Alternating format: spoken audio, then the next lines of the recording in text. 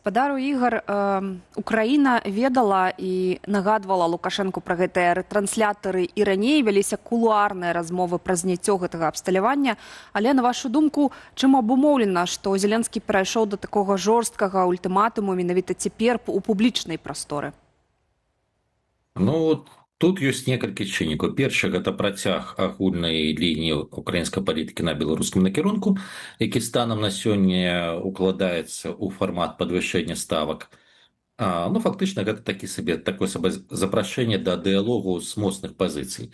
А другое гэта кейс з атакай на аўтобус у Брянской области, адпаведна, гэтыя дзве тэмы яны перабіваюцца. Ну, трэця, выключна ўнутрыукраінская тэма, гэта скандал у адносінах з Польшай, скажем так, з свяртаннем узнагароду. У Зеленскага забралі, астатнія вярнулі Польшай дзяржаўны ўзнагарод. Таму тры чынніка, адна ўнутрыпалітычная, адна, скажем так, носіць характар правакацыі, і адна гэта старая лінія паводзінаў Кіева у дачыненні Менску, ну, якой ўжо прынамсі паўгады, або нават ужо 8 месяцаў як. Спадар Ігар, прагучала адразу некалькі гучных тэрмінаў. Гэта эскалацыя, гэта правакацыя, гэта спроба дыялогу, прапанова дыялогу з пазіцыі сілы. Не магу не запытацца вас і тое, што мы адрасавалі апытанку для нашых гледачоў. На вашу думку, у выніку ўсяго гэтага, што адбываецца цяпер, ці можа вайна, непасрэдная, гарачая вайна з выбухамі, смерцамі і так далей перакінуцца на Беларусь? У нас ёсць некалькі варыянтаў адказу, што так, гэта непазбежна. Ёсць варыянт, што не, бо Менску і Кіеву гэта не выгадна, таму нічога не будзе далей за рэзкія словы. Ёсць варыянт, што вайна ўжо ў Беларусі. Ну і чацвёрты варыянт вам не прапановую, это варыянт мне ўсё роўна. Вось тры адказы. Магчыма, у вас нейкі свой адказ ёсць? Ну, глядзіце, у апытанках я вельмі не люблю удзельнічаць, таму што тэзы адказу на загадзя зададзеныя. Станам на сёння, бліжэйшыя некалькі месяцаў, варыянт паўнамаштабных баявых дзеянняў вельмі малаверагодны. Гэта не патрэбна ні адным, ні другім. Тлумачу чаму. Фактычна, калі мы гаворым пра паводзіны украінскага кіраўніцтва, яны вельмі нагадваюць паводзіны кіраўніцтва Рэспублікі Польша гадавалай даўніны. Летась Польша таксама, каб атрымаць нейкія крокі насустрач боку Менску, гэта і па свяртанню палітвязней, па заканчэнню міграцыйнай крызы, яна пайшла на эскалацыю, дзе таксама гаварылася пра пагрозы нават уварвання, шмат гаварылася пра пагрозы для сувалскага карыдору, дзе далей перайшло проста на палітычны ўзровень, скончылась гэта пэўнай дээскалацыяй і з'яўленнем хай не публічных, але трэкаў, праз якія бакі, ну, прынамсі, кансультуюцца. Па вялікім рахунку, калі браць паслядоўнасць дзеянняў украінскага боку, такое ўражанне, што проста чытаюць польскі канспект. Паслухайце, адзін в адзін. А ці не атрымліваецца тады... Я выбачаюся, што перапыняю, але ці не атрымліваецца тады, бо калі мы праводзім паралелі з польскай гісторыяй, што Зеленскі ў нейкім сэнсе з'яўляецца закладнікам свайго ультыматуму, навошта было ажно так рэзка і ультыматыўна гаварыць, таму што 4 дні засталося. Глядзіце, з аднаго боку так. Тут пытанне проста якасці дарадцаў Зеленскага, таму што і якасць інфармацыі пра стан утачнення самога Лукашэнка. Першае. Вайны рэальна ў Менску не хочуць і баяцца ўдару. Другое, сённяшняя заява Вальфовіча пра тое, што хтосьці хацеў сутыкнуць лбамі Беларусі і Украіну. Трэцяе, характар самога абсталявання. Гэта рэальна вышкі, я нават скажу канкрэтна аператара МТС, прашу прабачэння, якія 10 год таму былі пабудаваныя ўздоўж мяжы. Все вельмі проста. Канкрэтны аператар, які фармальна цывільнікі падпарадкуюцца беларускаму заканадаўству. Тэарэтычна гэтай вышкі так ці інакш можна, скажем так, альбо спыніць падачу электрыкі на іх, альбо прымусіць аператарамі там ТЭС Беларусь штосьці з імі зрабіць. Ну вось, а Украіна ўжо... Ну, давайте так. Раней вышкі крышку гарэлі. Ужо. Ну, тому що Калі быць шчырымі. горача, тэмпературы Да, вялікія. тому що горача, у лютым было вельмі горача, вышки раптам загарэліся. Паслухайце, Тому один з варыянтаў выхаду з цяперашняй сітуацыі гэта то, што паціхеньку дзве-тры вышкі таксама загарэцца. ці можа ахалодзіць тэмпературу вакол гэтых вышак анансаваная размова Лукашэнкі і Пуціна? Я не думаю. Я не думаю, тут просто пытанне, што для Расіі трэба максімальна правакаваць на пагаршэнне сітуацыі якраз такі з Украінай, таму што улічваючы яшчэ раз, што з'яўляюцца знешнепалітычныя нейкія чыннікі, які так ці інакш могуць паўплываць на пазіцыянаванне афіцыйнага Мінску, нават Лукашэнкі. Гэта і спроба пакантачыць з боку Еўрапейскага Саюза, гэта і амерыканскі трэк, гэта тое, што рана ці позна пачнуцца кантакты і з Украінай прадметныя, таму што працоўныя ёсць ужо цяпер. І ўсё гэта разам, калі гэта назапасіцца, гэта можа пэўным сэнсе прывесці да змены пазіцыянавання Лукашэнкі. І для Пуціна важна правакацыямі зрабіць вось гэтага свайго мопса, які сидзіць у Менску, максімальна таксічным для ўсіх іншых. Ну, вось глядзіце, сёння яшчэ адна заява прагучала гучная, праўда, пакуль яна спасылка як выцек з кулуарных з закрытых сустрэчаў пра тое, што Сергей Лаўроў нібыта выказаўся на карысць магчымага прымянення ядравай зброі. Ці мог гэты выцек быць звязаны уласна з ультыматумам Зеленскага як рэакцыя? Давайте так, ужо і Медведзеў пагражаў ядерной зброей, Караганаў выступіў сёння з інтэрв'ю пра тое, што удар па Еўропе можа быць праз год і гэтак далей. Для Расійскай Федэрацыі ядерны шантаж гэта станам на сёння. Гэта ізноў спроба нейкім чынам прыцягнуць увагу да сябе. Тое, што ў фармат ядернага шантажа будуць уцягваць Беларусь, гэта натуральна, таму што гэта для Расіі супервыгадна. Па-першае, гэта бяспечна для Кремля, або калі таксічныя тэзы або пагрозы будзе агучваць Лукашенко, то і прылетаць будзе Лукашенко.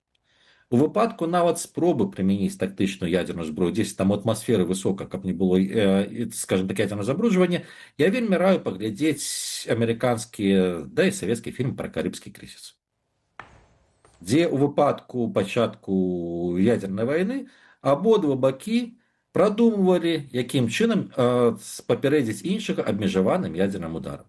Саветы думалі, як ударыць па Нямецчыне, амерыканцы думалі ударыць па Кубе, пасля па якую-нибудь краіну ўсходняй Еўропы. І вось у ролі такога хлопчыка для біцця альбо такой тэрыторыі у выпадку, калі да гэтага дойдзе, вот якраз такі выступае Рэспубліка Беларусь.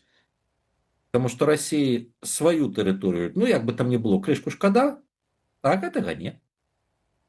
Паслухайце, спадар Ігар, у гэтай сітуацыі не магу не запытаць таксама вось наконт рэплікі Пяскова, который сказаў, што, в прынцыпе, Беларусь там можа і сама сябе, калі што, абараніць. Гэта гаворка пра што? Пра то, што Кремль кіне свайго хаўрусніка, як он звычайна гэта робіць, альбо пра што? З аднаго боку, упісвацца дадаткова ў нейкія баявыя дзеянні на тэрыторыі Беларусі Расіі зараз няма рэсурсаў. А з другого боку, гэта можна спрымаць, скажем так, з абодвух бакоў як некую станоўчую інфармацыю. Для тых, хто прыхільны да Кремля, гэта некае сведчанне таго, што, маўляў, Беларусь моцна, нас зараз ударыць. Для іншых, вы агучылі, што Расія не будзе ўпісвацца.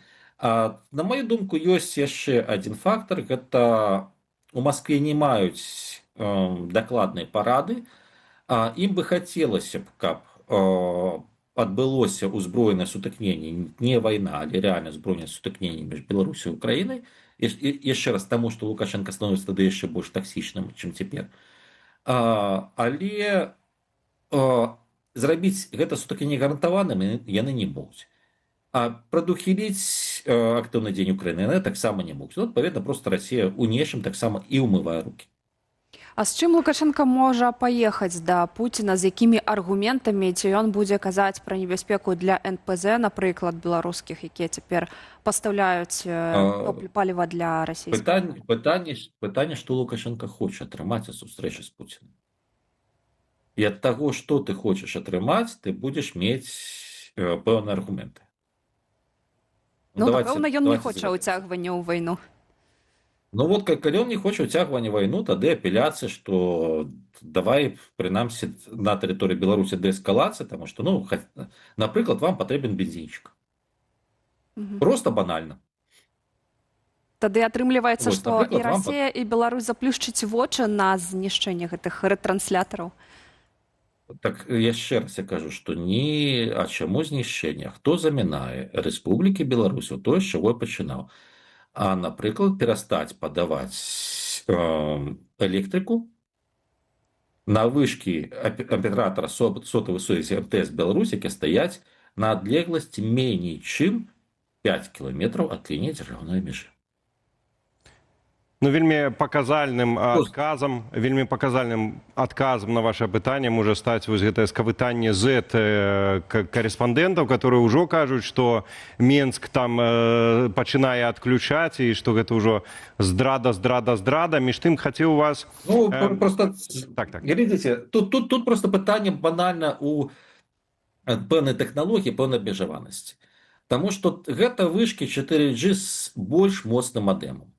А расійскія шахеды, якія атакуюць Беларусь, яны будуюць так званую меш-сетку. Гэта сетка, дзе кожны звязана з кожным. Але ёсць 2 ці 3 узла, якія маюць GSM-мадэмы, асноўным карты мабільнага аператара, таму што украінскія карты не працуюць, а у Беларусі з Расіяй няма роумінга. Вось гэта ноўнейм расійская карта, яна завязваецца якраз на сетку МТС. Улічваць, што вышкі стаяць блізка, дроны ключавыя для сувязі, яны ляцяць у межах 10-15 кіламетраў ад мяжы. Гэта азначае, што тым больш, што на вышыні, яны нармальна ў якасці рэтранслятораў працуюць. Далей яны перадаюць сігнал, і атрымліваецца, што кожны такі шахед становіцца кіраваным у рэжыме рэальнага часу. Гэта вельмі небяспечна, таму што па ўкраіне балюча прылетала па чыгуначнаму вузлу Ковель, дзе Расія... прошу прабачэння. Ладно, по чыгуначнаму узлу в Житомирской области, дзе Расійская Федэрацыя, Корастань, мэтанакіравана атакавала лакаматывы, таму што ім трэба выбіць украінскую лагістыку. Гэта можна зрабіць, асабліва калі лакаматыў рухаецца тады, калі ты кіруеш мадэму менавіта з аператарам. І такое дазваляецца меш-сеткай. Калі ты прыбіраеш вышкі з Беларусі, альбо ставіш менш моцны перадатчык, што магчыма? Альбо робіш немагчымы наогул 4G перадачу, то бишь зводишь до больш нізкіх, скажем так, стандартаў. Праблема знікае. Атрымліваецца, што Гэта таксама варыянт. Атрымліваецца, што для Расіі вельмі важна мець гэтыя рэтрансляторы на тэрыторыі Беларусі, каб абстрэльваць чыгуначныя вузлы ў паўночнай Украіне. А калі ўсё ж такі іх не стане, наколькі это балюча будзе, наколькі это аслабіць вось магчымасці Расіі?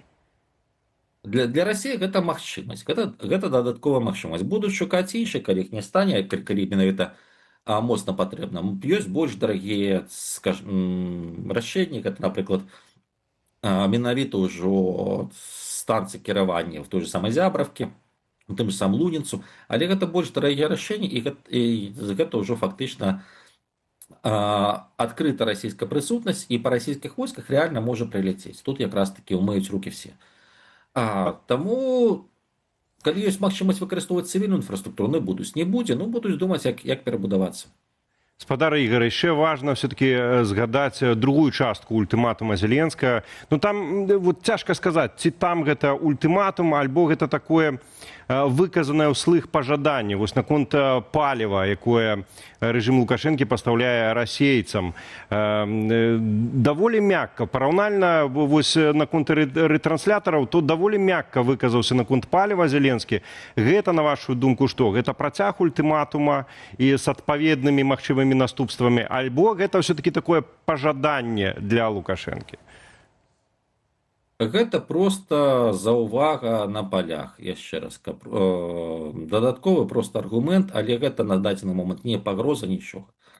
Яшчэ раз, гэта просто дадатковая заўвага, не болей таго.